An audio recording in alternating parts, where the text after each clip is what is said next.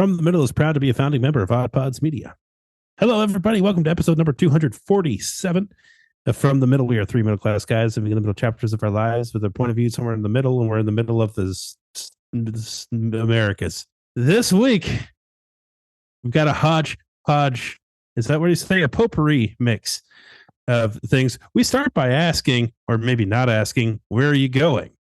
And if you're Kendall, the answer to that question is, I'm just going to move over 3 feet, so I'm standing on a different joist than you. So after we talk about our fears and failures, in the second half, we talk about a whole bunch of things that we're streaming that we find okay and kind of acceptable. Roll the music. Oh, for the love. Sorry, just clearing my Mountain Dew hole. I got my phone hole cleaned today. That's where you keep it? You're so cerebral and you're so developed and evolved.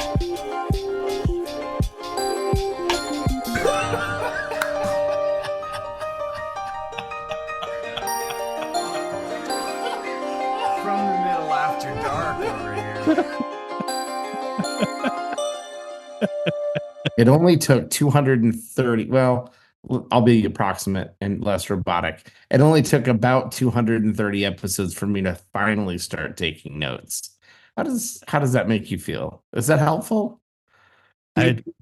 You started? Are you asking me, or is it like a hypothetical out there to everybody? The world. I'm putting it out to the universe. You don't Have even you know noticed what your anything notes- different in the past handful of episodes? Does Dillon seem more or less? Do I seem more organized? I hope that I do. We don't script our show, but we certainly jot down some thoughts. And I'm just trying to get better at things that I would note. I've realized getting a little too old to take mental notes, have to actually write some of this stuff down. Because things that I think are funny, I'm like, oh, there's no way I'll forget that. That was way too funny. And then definitely forget it. Yeah. So it's like I need to write it down, and I need to write it down with enough detail that I don't go, Why did I think that was funny? what is carrot in a blender? What story? What You story never, was that's where I was going, right? Because you never came back to the one. There was one in the notes that lasted weeks and weeks and weeks that never got talked about because you couldn't remember Yeah. what the context of the lines that appeared in the note were. Yeah. Kind of love Yeah. that. I don't know what it is. Lost to the annals of time. Lost to those anals. I have an etiquette question. that I Yay, have, our favorite. and I think we could start on. We love these social situation and etiquette questions. So in a smallish group of people, maybe it's a party, not a loud party, not that kind of thing. Family gathering, group of friends, maybe. Let's not do coworkers because that ups the tension. You got a little bit of a rumbly tummy, have to run off to the restroom for a noticeable amount of time, come back. You're re-engaged now in the group, and let's say 20 minutes later, time to go again. Didn't get it all. Still feeling a little icky. How do you feel about the person in the group that goes, hey, Dillon, where are you going? Like that calls out you trying to step away. Do you feel like because they're not gonna ask if you step away one time, but do you feel like if you notice somebody step away multiple times within an hour or two, you just don't ask? Do you feel like is there ever a situation where you even do ask? Unless they are grabbing their coat and putting their shoes on, like if you don't see them grab the stuff that they came in with, like they're walking to the door. Uh-huh. Do you ever do that to somebody? Because in my situation, it's like the side eye, like shut up, go to the bathroom again. What's the etiquette there? Do you ever ask? Do you just let people come and go? Is there a situation where it's funny to rag on the person by calling out the fact that they keep leaving the room? I think My assumption is that the person asking you, I could be wrong, did so innocently. Probably. Like they weren't aware that they were putting you on the spot for something. Sure. That's fair. But that's irrelevant almost, right? To the Yeah. question. And I honestly have never thought about this before. Because you can be well intentioned, but I think the thing is, it's not as bad, but it's almost borderline in the same category of noticing somebody's a little overweight and wondering if they're pregnant.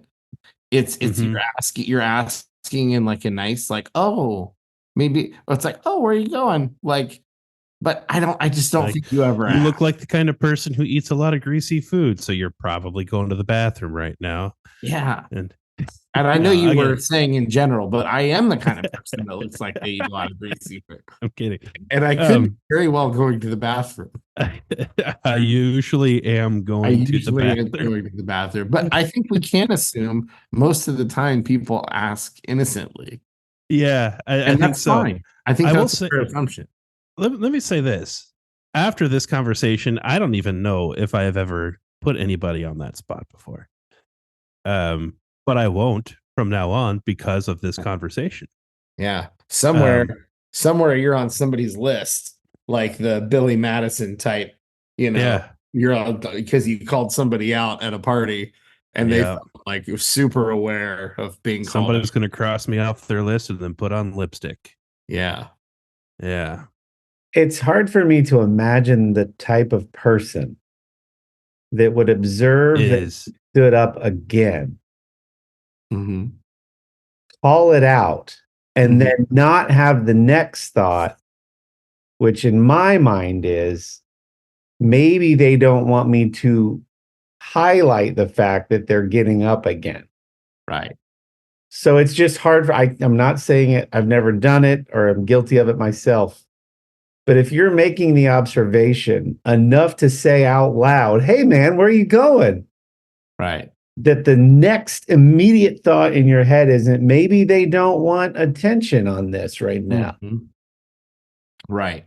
Because I feel like in most situations, people will frequently announce what they're doing if they want people to know. Hey, I'm gonna go grab some more snacks. Hey, I'm gonna run. Oh, it did the thumbs up bubble on that. That's fun.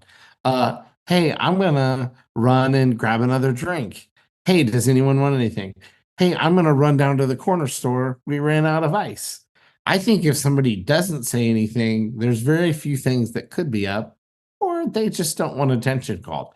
And in fact, I can't think of a situation where I would feel comfortable asking somebody now, other than maybe if somebody had already like if a person at a party had already asked for a very specific thing and they didn't want to scour your home.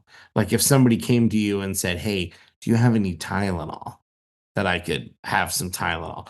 Hey, do you have any I really need some tissues. I've got a runny nose." Then I might say I could see maybe saying, "Hey, where you is there anything else I could grab for you? Where are you going?" Even then, I don't know. So It feels like you're calling them out. yeah, so because of the first thing I said, that leads me to the conclusion that you can only be doing it to make them have to say, I Right. have bubble guts going to the restroom, again. Mhm. I'm going to destroy your restroom. mhm. Yeah. Yeah. I mean, I think that's probably assuming too much. I still think it's innocent. I don't think that they're like trying to. I don't think they're going for a gotcha situation. Yeah. Because you're assuming a lot about a person's thought process there, Sure. and so first of all, yeah, I mean they might have assumed or noticed that you left and came back and now are leaving again, and but like that's where their brain shut off thought. It's like, oh, those things happened. I Mhm. wonder what's going on. Here's the question. I think a lot of people operate that way. Um, but we clearly don't operate that way. Yeah. I feel really comfortable giving people the benefit of the doubt on asking the question like Yeah. it popping into their head and them just wondering. It's the but should you ever even ask it? Like I can't think Right. of a good situation where you now that you start talking about it, I can't think of a good situation where you should ask it. You just let people slip in and slip out. Yeah. If you're not calling attention to it, hey, I'm gonna run to Taco Bell. Listen, Anybody outside of want- like trying to like take care of your friends and holding people accountable who you love and that kind of thing, like someone asks for Tylenol and it's someone who you love and like you have a relationship where like it's Sure. okay for you to find out that they have a headache, like like ask how people are doing. That's fine. But if it's an acquaintance, you should just not care at all about. No Or more maybe logic it's into somebody, this. maybe it's a friend you're trying to shake, and you don't want to be around him anymore. Well, in which case you point out that they're going to the bathroom again. Every time you're somewhere with him, hey, where have you been? Were you in the restroom? That's right. What is that? The make the third or fourth time you've left the room tonight? Wow, in 48 minutes. Wow, Be what'd some you kind of have? record. Yeah, that would be a great way to ditch a friend. It Quickly. would be. I Yeah. tell you what, from now on, I don't know if I ever have, but from now on, I never will ask Yeah, in that scenario. yeah. And I think anybody listening to this, like the rule for you now is you don't ask. That is the etiquette. I think the etiquette for you begins at the moment you hear this episode. Mhm. And but before that, I think there's you're stuck in the period of it's plausible deniability at that point. Yeah. Maybe if anyone has been called out in a similar fashion, I would love to hear the story in the context. I would love to get a sense. Maybe some people don't care. I just can't imagine I can't imagine a context where that feels okay. And I can't imagine a situation where somebody's not embarrassed. Uh, but if there is one, I would love to know it. Maybe somebody like saved a life, like they were diabetic and like looking for a cookie or something. And Sure. somebody just like fell to the floor saying the word cookie in response to like, where are you going? Maybe there was a great situation where that happened. I can't think of one. Mhm. And so hence the question. Well, thanks. Thanks for weighing in. We've now discussed it. This feels good. I feel good. Okay. Well, that killed 15 minutes of quality content. How the heck are you guys? What's up? What's going on in the world? We got through Easter weekend. It's That was good. That was fun. Busy Busy weekend for worship leaders of the world. stuff. Yeah. So we had the Good Friday thing on Friday, which I love doing, and then our church puts on the town Easter egg hunt, and it was soggy outside, and so we had decided the day before to move it indoors. And which for our church building, like that's a lot of people, and we knew it was going to be a lot of people, and so we made plans for how this logistically is going to work out with different age groups and things like that. What we weren't necessarily thinking about was the fact that like our sort of neighboring town canceled theirs altogether, Oh, which meant that we had more people than we were expecting. Was that our Yeah. bad? Yes, Sorry. it's Sunburst. So there were folks who came from the other one and came our way, and it was fun. It was good. It was fantastic to be able to serve the community in that way. But holy heck, what a way to spend a Saturday than in a building. And this is one of the few weird fears that I have, like really weird ones. I'm constantly afraid of like floors and things collapsing. Right. And so like our bed is on the second floor. And I think about the fact of like how heavy is our mattress? And then you get us on it. Sometimes the kids are on it and jumping up, and like I start feeling anxiety. Sometimes I'll try to put heavy things near exterior walls where I feel like floor joists are going to be stronger in those areas and that kind of thing. I think about the direction of floor joists and try to like, I'm not overloading that floor joist, or like if I know that they're going one direction or what, like I think about the fact that a piano is sitting on like 3 or 4 floor joists, and I think about what else I'm going to expect those floor joists to hold up. These are things that go through my mind. One of the things that worries me is like the bleacher seating. It's an old school building with concrete floors, concrete floored bleacher seating. And like, I have no reason to think that that's going to cave in. But when I see like literally shoulder to shoulder can't fit another person on the floor, I'm like, I don't feel like this was designed for this. Like I'm feeling anxious over that. Now, nothing happened. Nothing ever happens. I shouldn't say that. Sometimes things happen, and that's why I'm worried about it. You read about it sometimes. There was like in the town that I live in years ago when I was living here another time, there's a bar that has a deck that overlooks a creek, and there's a party, and the deck collapsed. Like in like a deck that was like over a hill. So it wasn't just like 3 feet off the ground. It's like 12 feet off the ground. Like those things happen. I've heard of balconies in apartments falling. Like it does happen.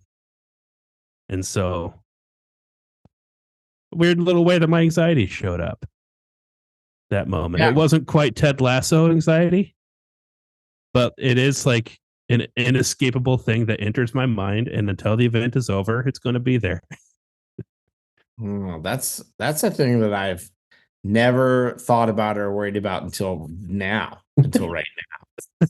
You've said And it. starting with this episode.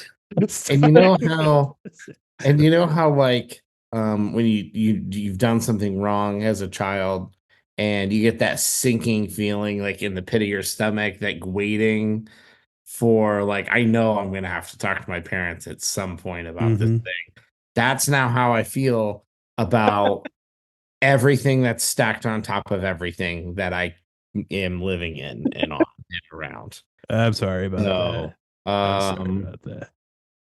Man, I'm gonna need blueprints to my house.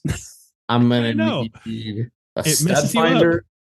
I'm gonna need to really think about and plan how my house is laid out now. Yeah, it it messes you up. And then like every once in a while, you see something that reinforces the behavior because you hear about the horrible story, or you're watching a fun little YouTube video about aquariums, and they're like, if you're going to put like this giant aquarium in your house, you need to make sure you talk to a contractor to come and inspect the floor joists because they might need to be reinforced under where you're planning on putting that aquarium. And I'm like, damn it. I'm thinking about the piano again. I think the only time I've ever even really thought about that is like we have one, like our house is from the late 90s, so it's got the big jacuzzi tub in the master bathroom. I think about that, like how much I think about that too. How much does that weigh with all the water in there? Like before I get in, were they planning on a me type getting in? Exactly. Yeah, being a big guy, it makes those feelings worse because you're like, I know that I'm not average. Yeah. Did they plan for 3 pounds of bags of Taco Bell on the side of the tub when they planned for it? Did they think there'd be that much weight nearby? I just don't know. I feel like they hadn't considered it. So now I will for them all the time from now on. So I remember learning somewhere in my late 20s or early 30s that my younger brother, Dillon, who's on this episode with me at this moment, when we were kids, had a compulsion to throw a little ball against the wall in his bedroom lest something bad happened to someone in our family. And I then, in that moment, hearing it for the first time, felt Oh, I didn't know that was something you were struggling with. And we're 247 episodes in, and I've just learned that Kendall is constantly thinking about weight distribution and floors caving in, and I feel the same way. It's like oh, buddy, Yeah. I didn't know that was something that you were carrying around. You don't have to think about it that way, man. My wife knows about it, and she just slaps me and says you don't make sense. Yeah, that's good. Good. Hmm. Cool. Fun episode so far. This is going great. What else is going on, guys? Oh, gosh. Tell us a deep, dark secret, Kory. Nope. How's your Indian/Russian friend? Because you're in New York, you're traveling, right? So I'm in New York. I still don't know if I'm supposed to say in or on Manhattan. We've been over this. I've never gotten a clear answer. We're On going. Manhattan would make me pause and think, and then go, yeah, okay, that makes sense. In Manhattan, wouldn't even think about it. What about one of the Hawaiian islands? We're going to Maui in June. Do I say we're in Maui or on Maui? I'm on an island. Yeah, that one I wouldn't. I don't think I would think about it at all either way. Like But so, if you think about being enveloped by it, not in the sense that it is at no point are you going to be able to extend your arms past the edges of it. You are inside of it, so you are in it. you are in. You're And also on. on. Anyway, so Right now I'm on Ohio, so yeah, I as guess much as that's I'm in. true. More things that people don't care about. So so this Irish pub next to the hotel I frequent Yeah. here in Manhattan, is they it on or in? it's an Irish pub, and I went in and I ordered a Guinness, and they're like, "Oh, we don't carry that anymore because Conor McGregor has an Irish stout now called Irish Forge." This could be all Is it wrong. like a Coke or Pepsi thing? Like they can only do the Conor McGregor one? That's what Dillon said. He's like, "Why not have both?" But this is like a wholesale swap. Yeah. They're like, now we have, I think it's called Iron Forge. And I didn't know how to feel about that. Interestingly, the managers, not the owners, I don't think, but the managers of this establishment are Indian guys Yeah. who I've gotten to know pretty well over the last Of couple of course. years, Irish pub. who give free drinks. The rest of the staff are Irish, but yeah, so I don't know how to feel about the fact that an Irish pub run by Indian guys no longer carries Guinness, but Irish Forge. Did you try the Irish Forge? Yeah, and it's got a little more forged Irish stout, sorry. Okay. Forged Irish stout. It's got a little more of a coffee note than Guinness. Okay. Yeah, I've been trying to think of an analogy for that to see if I could resolve it in my head. And it feels like if you had an American restaurant overseas and you were serving Coke, but then you decided to serve like RC Cola instead as the only soda to represent the American restaurant in a foreign place. And I think that resolves it enough because it is still representative of the place you're representing, but it does feel odd. Like Coke is the unanimous favorite, I think, for Americans. It Yeah. does feel odd to not use like the drink and use like, oh, well, I'm going to try this. Well, but it's not about all of that even, because in the end, for most of these kinds of things, what it's about is, oh, you're paying $5 for this unit of Coke. Well, Sure. I will let you pay $3 for this unit of RC Cola if you get rid of Coke. Well, that still fits within the analogy. That's what I mean, though. Like, Yeah. choosing a lesser, likely cheaper option that still feels quasi representative of the group that you're claiming to represent. Right. Yeah. Yeah. So I think it works. It makes enough sense. But it just feels off. It's like when Ted Lasso goes to the American restaurant in Europe, and it's just everything just feels a little off. It's just not. Yeah. It's not quite. They didn't pay for a couple American tourists to walk around and go, no, that's not. No, Exactly. you got to move that over there. I Get tell rid you of what, it. there's some stuff on YouTube of people from Europe who visit the United States, and they're like, there are some things that like we thought for sure about America, and it's not that. Like we thought for sure that it was going to be guns everywhere. Yeah, It's not guns everywhere. Like you're allowed to have them. That doesn't mean everybody's walking around with a giant gun attached to their hip. So, Yeah. but it's funny. So, like the things that we know and recognize because we've heard that like Americans think about other places and go and find out they're wrong. The reciprocal experience is also true. Right. And that Ted Lasso thing was like a moment where it's like, because I feel like we're constantly hearing about how dumb the Americans are in this whole thing, and it was refreshing to see the reverse is also true. It was refreshing to see that as well. Like we don't all wear cowboy hats, guys. I mean, don't get me wrong. I personally would. If people around here started wearing cowboy hats, I would be among the first 5% of people wearing cowboy hats around An here. early adopter, you might I'd say. be an early Sure. adopter.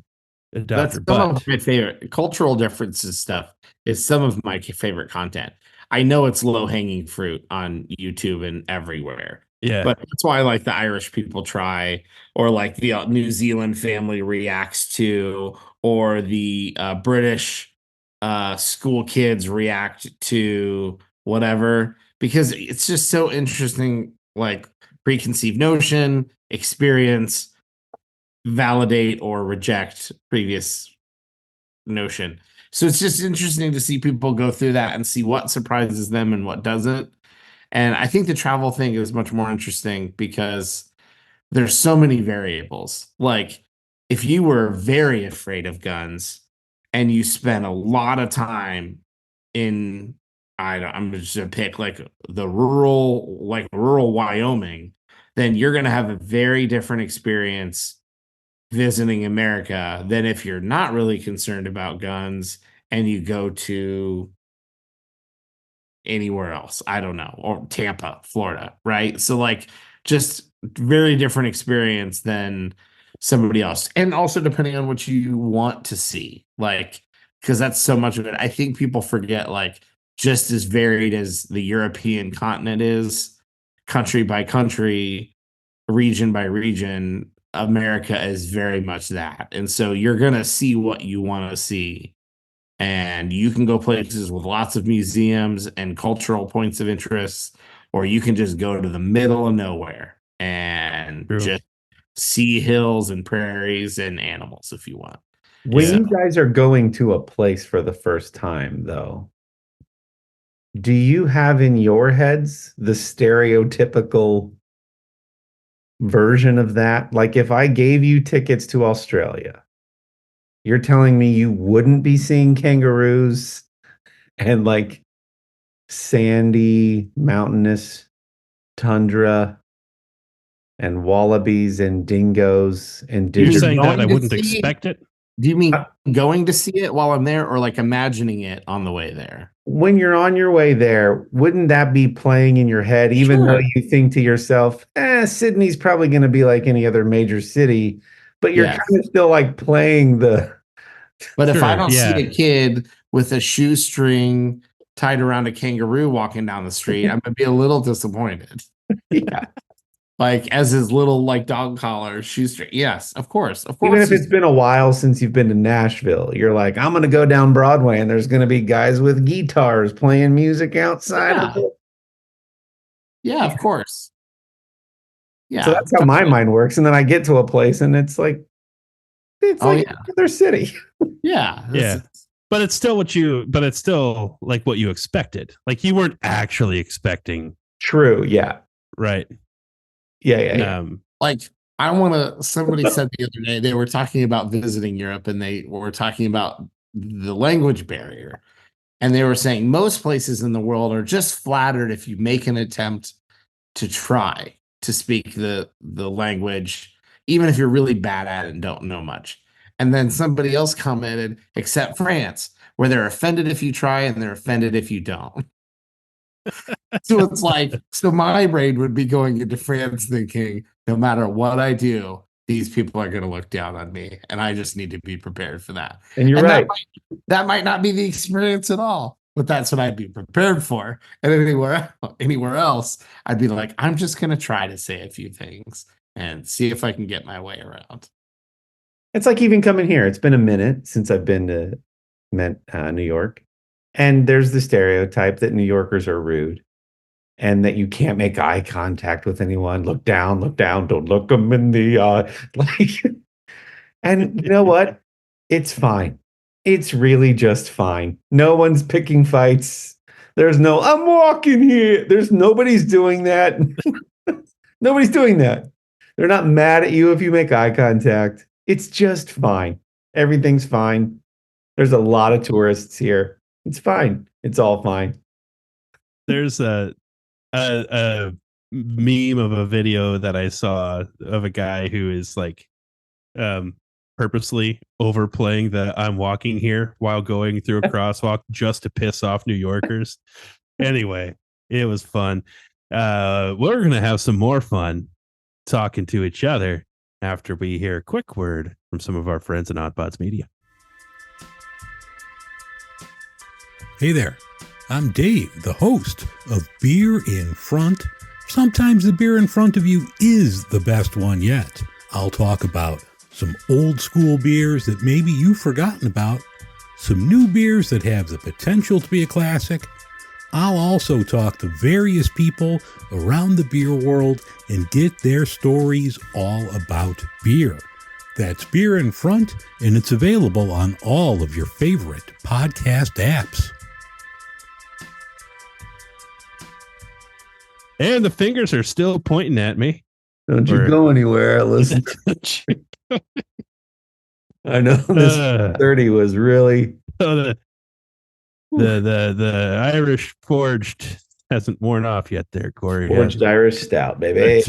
Let's go. It's still working. Still working. How was your guys' Easters? It was really good. Busy weekend. My favorite part was I came home last night with literally 2 grocery bags full of leftovers, which just, man, what a wonderful treat that is. You know what I mean? Really nice though. Our daughter had a nice time. She got some fun stuff in her basket and got to see lots of family and FaceTime some family. And so yeah, it was good. Very good. It's also good. I have neglected to announce on this podcast that I have joined the worship team at the new church that we've been going to. And so that's very been good. I was a part of the Good Friday service. Different team than the weekend service. It was a different vibe on Good Friday, if you know the story. So that was fun. And then traveled up north to visit family. Good time. We haven't done Easter baskets in a minute. My mother feels badly for my children, so she usually does a little something. This year, because there's been a lot going on, she literally just gave them their favorite snack in a grocery sack with a $5 bill. I love it. Why not? No basket. No Perfect. cute little fake plastic green grass. Yeah. No plastic eggs. Their favorite snack in a grocery sack with a $5 bill. And The I was only like, way that can get better is if she literally just kind of like tossed it to them and walked away. Yeah. That's the only way that gets better. And for my middle, it was ingredients for a thing that she likes to make. So it wasn't even the completed thing. It was This says Duncan Hines. I got you some Dunkin' and some Heinz. yeah. But ate too much and had a good time with family. So Yeah. Yeah. Unfortunately, our church did not plan an alternate option for eggs. So that got rained out on Saturday. And we did our Saturday night service because that was like less chaos. So it's kind of nice. Then we got to sleep in on Sunday. Not everyone does that. Some places have services all weekend, some don't, whatever. Is So anybody still doing the old sunrise service for Easter Sunday? Remember those in rural USA, the sunrise service? We had a sunrise service every week, Okay. but I don't recall anytime recently seeing a sunrise Easter specific thing. Up early, some But- old ladies have made some mediocre scrambled eggs for you to enjoy. Yeah. What a time that was. Anyway, he is risen. He is risen. Indeed. What are you guys streaming? I tell you what, coming up this weekend, it's time. It's going to be the first time I'm ever going to be able to watch it like on the night of WrestleMania. Yeah. I'm looking forward to it. I'm so excited. There's a good chance that I'll be like driving, but the point is I'll be able to watch it like, within hours of it happening. And I know I talk about it often, but like as a kid growing up trying to watch wrestling, it was always like, yeah, I just have to, whatever replay they decide to show me on the next, episode after is what I get to see of it. And that's always been true. And then even like with the advent of YouTube, it was, whatever they decided to show me. And that's been fun. And this is the first time that I'll be able to watch a WrestleMania. And Dude, if you weren't traveling, I would almost say let's get together and vlog watching WrestleMania. Dude, the three of us. I am so ready. It's going to be a good one too. It's going to be fun. I think our listener, singular, would really appreciate us vlogging some of the stuff that we talk about. Yeah. I think it'd be a fun little side stream. Anyway. Yeah, I might have to do something when NCAA 25 comes out. I might have to throw together at least a mid-bit or something to that effect. I think vlogging would do be a review. Cool. Do like a quick little review. Okay, I can do that. WrestleMania. A review 1 hour in, a review maybe 1 day in, and then a review 1 week in.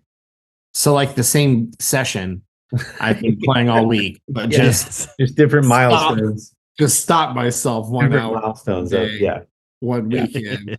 Like the catheter is full, but it's going great. I can just see like his daughter walks up with a teacup. Daddy, would you like some tea? Still don't know how to ride a bike, Dad. It's not Mountain Dew flavored. Try again. Kendall's kids know how to ride their bikes. Not that. I don't know. There's going to be a joke there about WrestleMania. Well, I'm excited for you, man. That's exciting. Yeah, it is exciting, and it's good. Like it's good timing too, because I've been back in it long enough that I've sort of like I've gotten surrounded by the stories mentally. So when I'm watching an episode, I'm like in it, and so I'm ready. Big implications for WrestleMania. Big implications. Hey, The Rock, Cody Rhodes, Roman Reigns, Seth Rollins, like all 4 of those stories are intertwining right now in some pretty big ways. Rock, Rollins, Rhodes, Rousey. She's not. Not in she's it. Not in it. Not a thing. She's gone. She hasn't been WWE for a while now. Come on, Kory. I know, I'm behind the times. Dillon, what the heck are you streaming? Hermano.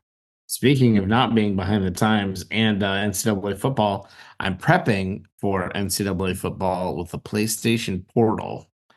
I don't know. We don't talk gaming very much on here. And it's pretty freaking awesome. So if you're not familiar with the Portal, think like a Nintendo Switch. But it doesn't have anything built in. It's literally a mirroring device to your PlayStation 5. So it has to be on Wi-Fi. your PlayStation 5 has to be on Wi-Fi and in like at least standby mode. And if so, it can mirror whatever is on your PlayStation. So that's it. Not a console in and of itself. It's a mirroring device. It has been so fun. So part of what I did as the first test was playing at home. The second test was let's now take this to someone's house and try it there and see if like latency is a thing, especially for like playing FIFA where it can't be laggy because like you're trying to make a run down the field and like score a goal. And it works so well. It's been so freaking fun. And I've got to play my PlayStation a lot more. And interestingly, this is the first time I've ever felt nudged to download games because the portal can either access the games that you've downloaded to your console or the disc. And I typically only buy discs. Well, if I'm not at home, I can't change discs. So now's the first time that I'm like, I now have rethought my strategy for NCAA, which is I think I'm going to pre-order it and download it. And then eventually when they're like $20 during the holidays, I'll just buy a hard copy to have it as a backup. Like if they ever, because anything you purchase and digitally own at any time could be pulled away. Like you could buy 100 movies on your Apple TV. And if Apple shuts down or decides they don't want to license those anymore, they can take them away and they're gone. So like I still want to own a copy of the thing, but I think this is one of those it's like it's worth having downloaded so I can always have a disc in. Anyways, it's been a ton of fun.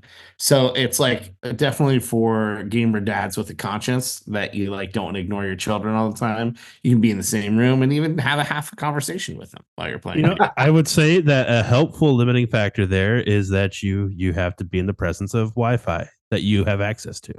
Yes. Yeah, absolutely. So it's been a ton of fun. That's been something I've been technically streaming because it's mirroring what's off of my PS5 in the basement. Absolutely. Man, I've got a bunch of other stuff, so feel free to double click, but let me go through it really fast. Is that double clicking right now already on my I'm I was gonna modeling ask for the YouTube if- viewer. Oh, yeah. I was going to ask if you were playing that during your bathroom trips at this party or whatever. No, that was just That wasn't it. I was fully focused, I'll say, on that had nothing to do with the portal.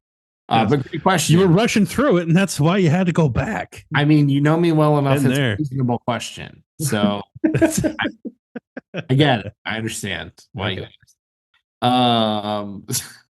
My wife and I just got around to finally watching my Big Fat Greek Wedding 3, third one. I don't know if you guys ever watched it. First one, really good, came out a long time ago. Second one, don't really remember it, but I think it was fine. The third one feels really disjointed. It feels more like a ad for why you should go visit Greece with sort of like some plots dumped in. Little disappointing with how well done the first one felt. But fine. It's fine. If you loved the first one, it's fine. Watch the second and third one. Empire of Light on Hulu. Man, I really was hoping this was going to be something else. Olivia Colman, who plays is in The Crown. She plays one of the queen, the actresses who plays the queen. She's really, really good. And honestly, everyone in the movie is really good. The problem is the description made it sound like it was something like director Sam Mendes' love letter to the cinemas at this movie theater in a small seaside town in England. And I thought, oh, that just sounds like it's going to be a nice moments of working at this theater, maybe a little funny, maybe a little. It's just where it happens to take place. It really is not about like it's like about some of the troubles and it's race relations and it's some really serious heavy stuff, and it is not like it's not at all. Doesn't mean it wasn't good. Not at all what I was trying to watch. So for me, it was like just wrong movie. So don't be misled by the description. If you want a really heavy drama with great acting and it happens to take place in 1980 at a theater but has nothing to do with the theater, then by all means go watch a good drama. But not what I was expecting. Would never watch it again. Checked out the Steve Martin, the new 2-part documentary on Apple TV Plus. Very I was interested to hear about this. I was very excited about the documentary. I love Steve Martin. In hindsight, I realized watching this documentary how little I knew about Steve Martin and how private he's been like his whole life. The first hour and a half was like basically his early beginning, his family life up through really ending his comedy career. He did one tour and like for one series of jokes, went on tour, that ended and never went on tour again. Like at that point, then he switched to movies. The second documentary, the second part of the documentary is from like movies to today and what he's doing now. And as much as I love a documentary and as much as I like Steve Martin, that first hour and a half should have been about 10 minutes. And the second hour and a half could have been about 45 minutes. So it was good. It was an A24 documentary, like, but it should have been massively condensed and is not a 3-hour documentary. They cover so much in his backstory that's some of it's interesting, but you just watch the whole thing and go, man, that was you could have easily gotten across the same ideas in far less time. I think it's like Apple's gunning for content. This gave them a really nice long documentary feature. They're paying A24, like, go nuts, do whatever you want. It's Steve Martin. It's a huge star. I get it. I get all the things that led to it. But you almost could just watch the second part. Like, go to Wikipedia, take 5 minutes to read about his early life, and then watch the second part of the documentary. I was thinking if he passes away soon, this will be really good content that we can use. Yeah. It was a bummer that it was like, I was actually kind of excited it was long because I thought, wow, they've got a bunch of great stuff. They're going to have tons of great interviews of other comedians, which there's a little bit of that. There's a little bit of one of the most interesting that's recurring. Some people maybe only talk once or twice. He has sort of kind of a little bit of an ongoing conversation with Jerry Seinfeld in it. So there's a few snippets of that, but like, I thought they were going to have a lot more other people experiences, like reflecting. Yeah, it was kind of disappointing, but like you said, if nothing else, go watch the second part and you'll get caught up really quickly on sort of the second half of his career. Falling for Figaro on Netflix. I just describe movies as just nice. Like, it was nice. And it's a perfectly good, nice thing to put on if you want like a rainy Saturday movie. This was that. And it's about opera. And I know nothing about opera and opera singing. And so for that reason, it was nice because I felt like I learned something new. And it was a fine movie. So if you're interested in somebody who wants to break out of their corporate gig and start singing opera, but has never really done it, and somehow gets connected to somebody who was like an opera star who's retired, but will take her on as a student in like Scotland or wherever it took place. That's what it's about. And it was nice. So go check that out if that's your thing. Everything Everywhere All at Once on Netflix. In last week's episode, we referenced the Oscars and how we don't watch the Oscars just to go, like wide-eyed over celebrities. We want to find new stuff to watch. This is an example of one of the things that I never would have watched had it not been part of the Oscars a few years ago. This is what Michelle Yeoh won Best Actress. This is kind of what brought back. I know I'm blanking on his name, and we've talked about him on the podcast before, but he was short round. White Kwan. Yeah, short round in Indiana Jones, and Jamie Lee Curtis was in it, and wow, what a freaking weird movie. But it was by the way, Empire of Light, absolutely not for kids or teenagers even. Same thing with Everything Everywhere All at Once, strictly for adults. So freaking weird. And I was reading after it's like 12 genres of movie because it's like action and comedy and drama and sci-fi and kung fu and just bizarre, but really interesting. Like you just know when some movies are like, this is just so different. You totally understand why when these people probably get tired of watching the same types of movies cookie cutter over and over again, why something like this just gets so much attention. And I feel like even if you don't like it, you can watch it and understand and go, I get it. I get the acting is fantastic from everybody. It's bizarre, it's well put together. How many And people do you think just couldn't at hot dog fingers? It's just I so many, and it almost lost me a couple times because it's like it's a little bit gross, like when they're like popping with cheese or whatever, and I don't know what's in it. It's gross, but it won 7 of 11 Academy Awards, including Best Picture of the year it was nominated. So like that's like Lord of the Rings level of walking home with a ton of hardware. But that almost feels like one of those things for people that never break out of their genre, but just want something like I just give me something weird to go watch and I'll watch it. Like that would be like a here you go. I think sometimes those things become how weird can we make it and still make it deeply meaningful? Mm-hmm. And that is the artsiness. Like you need not read any further than we were able to tell a meaningful story in a scene where characters have fingers made of hot dogs. Enough said, right? Like I still care about it and got emotional. Yep. You had people doing this with hot dog fingers. Yeah, there's been a lot of movies lately about in various forms, especially about like mother-daughter relationships. And at the core, that's kind of what this is. I mean, it's a family movie, but like mother-daughter. And so it's still really easy to care about. Like if you're paying attention and you make it to the end, it's still really easy to care because it's not just so bizarre that it's unrelatable. I mean, it almost is, but it's not. And so it's just interesting, man. It's just I'm glad that I watched for that exact reason because then I can come back and go, I would never watch it again, but I'm so glad that I watched it because it's such a weird movie. But it took something like the Oscars and all these people talking about it for me to go, okay, I guess I'll give it a shot.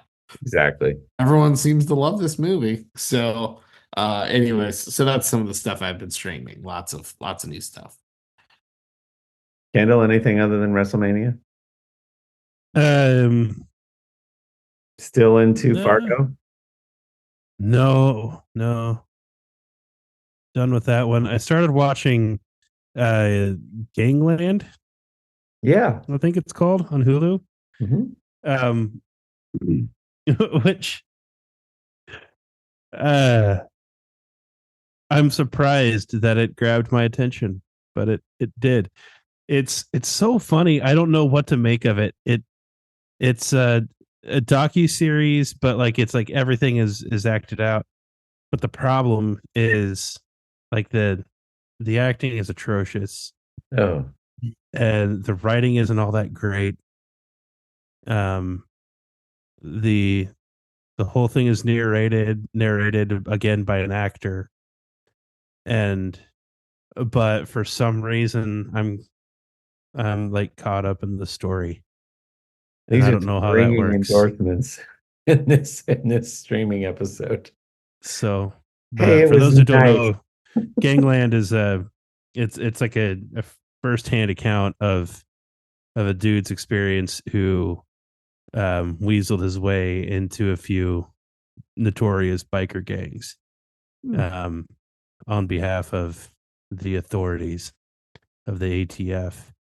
And so that's what it is. But the it was hard to watch the first 15 minutes of the first episode.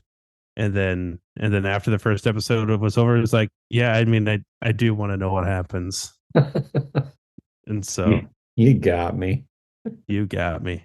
And but I'm on Kory, the second season now. there you go. And Kory, to your comment though, I think that's important that we don't just love everything that we watch. We still don't go in and just trash things. I mean, I think we still find like, Kendall's going, not great acting, not great writing, but it's intriguing enough. It keeps pulling me back in because I want to know what's happening.